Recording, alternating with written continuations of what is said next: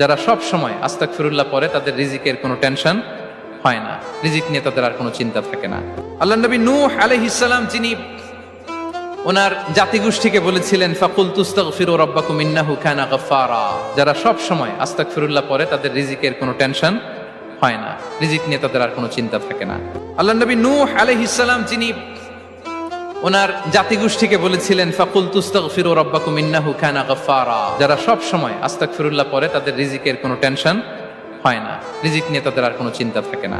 আল্লাহ নবী নূহ আলাইহিস সালাম যিনি ওনার জাতিগোষ্ঠীকে